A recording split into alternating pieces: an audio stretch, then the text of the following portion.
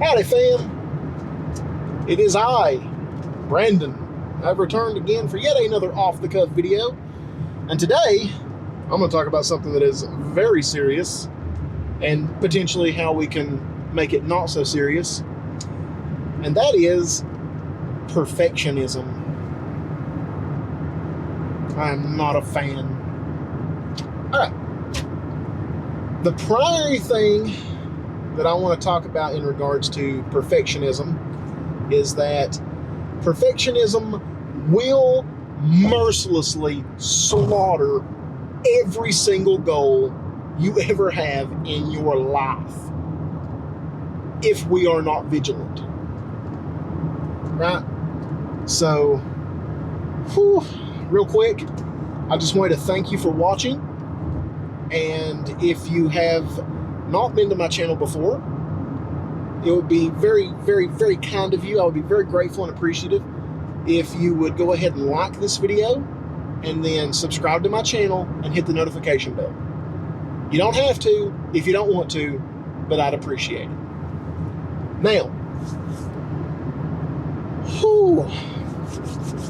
what is it that makes us get lost in perfectionism? Go ahead, take a second. Put it down in the comments really quick. What is it that makes us get lost in perfectionism? If you know the answer, you win a cookie from somebody, not me. I can't send you a cookie. I'm poor, but from somebody. All right, that's enough time. The primary, in my opinion anyway, primary leading cause of getting lost in perfectionism that we face is fear. Primarily, the fear of failure. See, the thing about failure is that it doesn't feel good. It can be embarrassing, it can be disheartening, and we don't want to finish things. That's the problem. We start to obsess over every little detail. We hyper focus on making sure that it's perfect, because if it's perfect, we cannot fail. But that's not true, because perfect does not exist, first of all. But if you do manage to make something perfect, you're never going to, because you can't. Nothing can be perfect. Things can be great, they can be excellent and fantastic and wonderful, but they can never be perfect. So we fall back, due to our fear of failure, on the notion of making something perfect so that we don't have to worry about failing. And in a way, we don't have to worry about failing, because we're never going to finish it, we're never going to put it out, no one's ever going to judge it or critique it. Therefore, we can never fail. But in the fact that it never makes it anywhere, that it never gets released, that people cannot look at it, cannot judge it, and cannot critique it, is a form of failure in and of itself. Now, the thing about fear is that you can be afraid of many things. And I think there are two other things that cause us to get lost in perfectionism that are directly related to fear. And I've already kind of mentioned the second one, and that is fear of embarrassment. Now, earlier on, this month or last month I made a video about not worrying about looking like an idiot. And you shouldn't. What I said in that video is that instead of focusing on the embarrassment, instead of focusing on the negative aspect of what made you embarrassed, focus on the fact that you were brave enough to try in the first place. That will put you head, shoulders, knees, and toes ahead of pretty much everybody else in terms of dealing with embarrassment. But it is a real thing. We don't want to be embarrassed. It feels awful if you don't know how to turn it into a positive. So it can also make us start, oh, it has to be perfect. I can't put it out if it's not perfect. If it's not perfect, people are going to laugh at me. They're going to make fun of me. They're going to judge me. So it has to be perfect. But I've already covered it. Nothing can be perfect. So you should not try focusing on making something perfect. And the last fear that can cause us to get lost in perfectionism. And this one is the least known and probably the most insidious of the three. And that is the fear of success. I know, right? Brandon, what are you talking about? How can you be afraid of success? Success is the good thing, right? That's what we want. That's what we want to happen. Do we? Because when you succeed at something, inherently, by nature, things are going to change. Right? Like, just for instance, let's say I keep making these YouTube videos. I keep trying to learn the algorithm. I keep trying to get my stuff out there. I keep trying to find an audience. And then I find an audience. All of a sudden, I've got 1 million subscribers. I don't personally think that's ever going to happen, but just for sake of analogy. All of a sudden, I have 1 million subscribers. Everyone cares about what I have to say. I've got sponsors. I'm bringing in money. Everything's monetized. And all of a sudden, I have a disposable income. I can get a new house. I can move to a new place. I can, start doing different activities. Everything becomes different. So the fear of success is actually just the fear of change. But the thing about change is that if nothing ever changed, everything would just stay the same. And most of us aren't happy where we're at. But where we're at is comfortable. It's called the comfort zone for a reason. So yeah, those are the three fears that I believe cause us to become lost in perfectionism. The three fears that I feel that we need to be aware of when we're dealing with our perfectionism. Another thing that can help us to get lost in perfectionism is insecurity, just self-limiting beliefs, right? Oh, I could never, like I even said one just a second ago, I don't think I'm ever going to have 1 million subscribers. That's a self-limiting belief. What's to say I can't? What's to say 5, 10 years from now, I can't make it happen? But in my head, it's a self-limiting belief, and I just now noticed that I did that. I just noticed that. You watched my insecurity work in real time on YouTube. Okay, screw it. I can do that. I can hit that. We can succeed at whatever we want to do in life. Any of us. We are all capable. The last thing is diminished, give me a second, diminished personal value, right?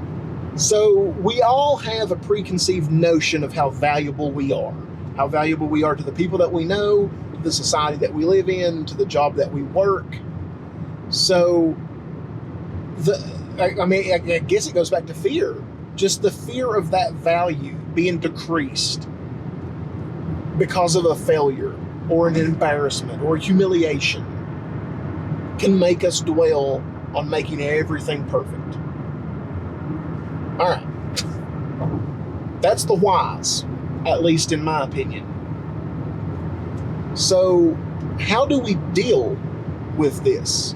Now that we know why it can happen, how do we make sure that it doesn't happen? And if it is happening, how can we stop it? So, the thing is, we need to figure out ways to lessen the pressure that is on us. I say it a lot, and I'm going to keep on saying it, and it's always going to be true. We cannot control everything. Most things we cannot control, but the one thing that we can always control is how we react to things, how we approach things. We can control what we do, what we think, and how we act. And that's going to be the key. Everything I'm getting ready to list off, the key is knowing that we can control those things about our life. So, if you are dealing with perfectionism, the first thing you need to do, number one, step back and look at the big picture, right? Stop dwelling on the ultimate final goal. Every final goal is going to have a series of steps that leads to another step and another and another and another until you finally hit the final goal. You need to step back, look at what you are trying to perfect, and go, okay, I have to do this first, and then I have to do this, and then I have to do this. And it'll kind of bring your brain around to thinking, if I focus all of my time on making every single step perfect, I'm never going to get to the next step. Just taking the steps alone will be success. So look at the big picture, break it down into teeny tiny little pictures, and just focus on taking the steps. That's number one. Time is a finite resource. If we try to make everything perfect, we're going to run out of time. It doesn't matter. It can be a deadline. It can be your life in general. Eventually, time does run out. So if we're just focused on making everything perfect, we're probably just going to end up treading water and not making any progress ever.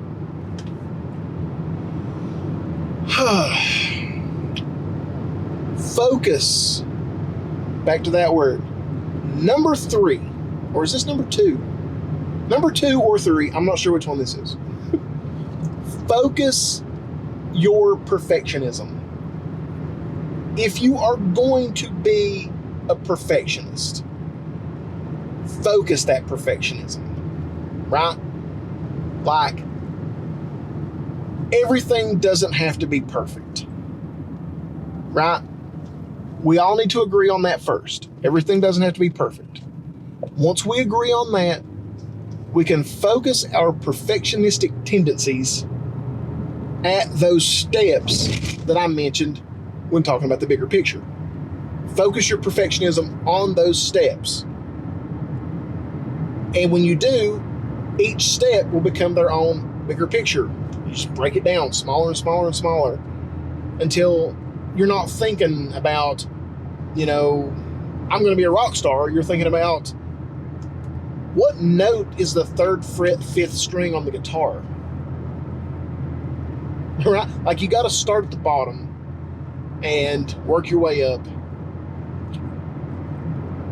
I'm rambling a bit. I'm sorry. Don't dwell. Number 3 or 4. Again, I've lost track of where I'm at. But don't dwell on things. I'm going to have a big video coming out shortly all about this subject, so I'm not going to talk in length about this.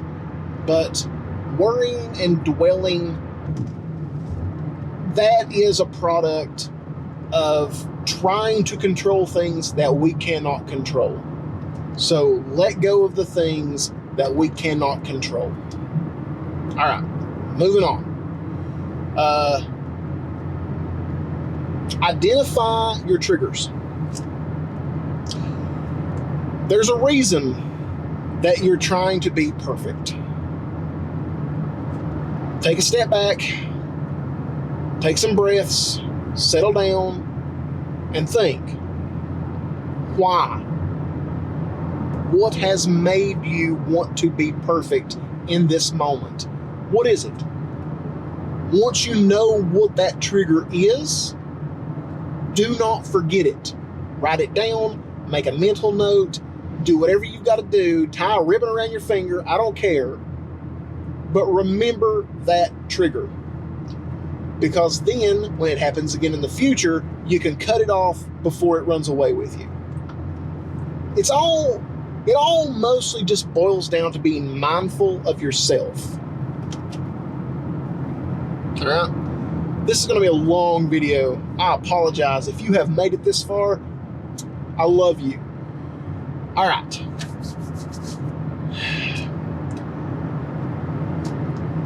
Number 4 or 5, maybe 6 at this point, who knows?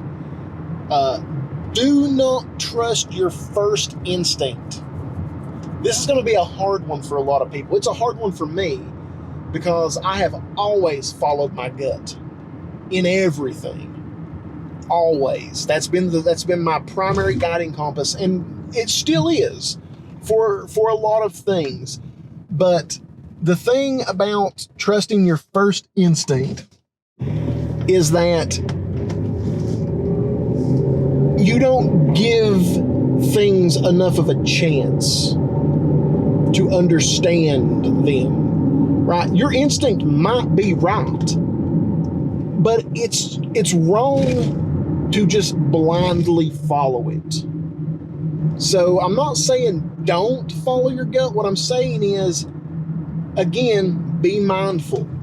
Ask yourself why your gut is telling you this thing, right?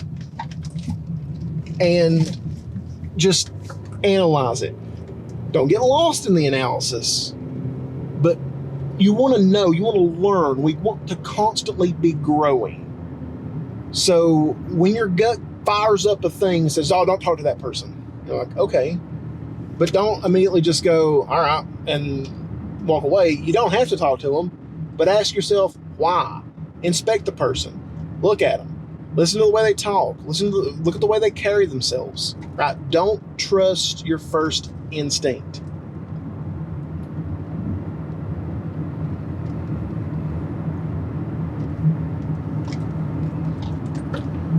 All right. Next one.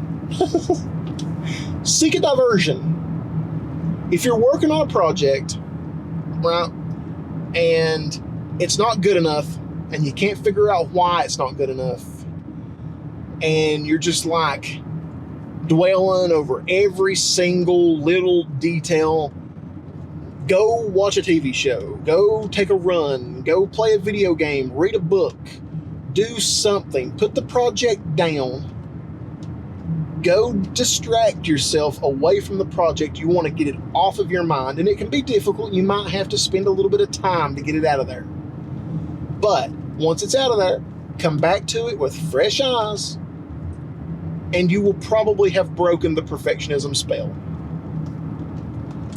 Perfectionism is just our own inner critic trying to beat the crap out of us every time we try to do something. It needs to be stopped promptly and efficiently.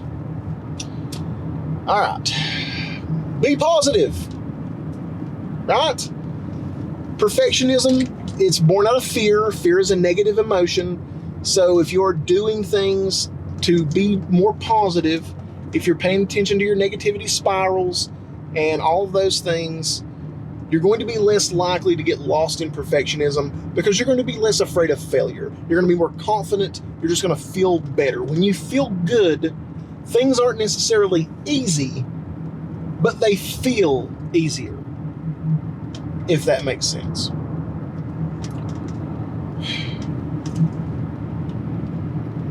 Next one.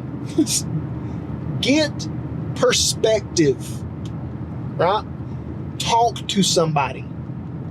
Find a peer or a mentor or somebody that you can discuss what you're currently struggling with, someone that works in that field or has experience with the project type that you're working on, and ask them, like, so how do you deal with this? What would you do? What is your opinion? Never be afraid to ask for someone's help, right? I should have just called this video Fear and Why It Sucks, but that's essentially the root of perfectionism is just the fear of failure, the fear of embarrassment, the fear of change/success. Okay, the last one that I want to mention, and this one is a big for me. This has done a lot of good for me personally, and that is to adjust your standards.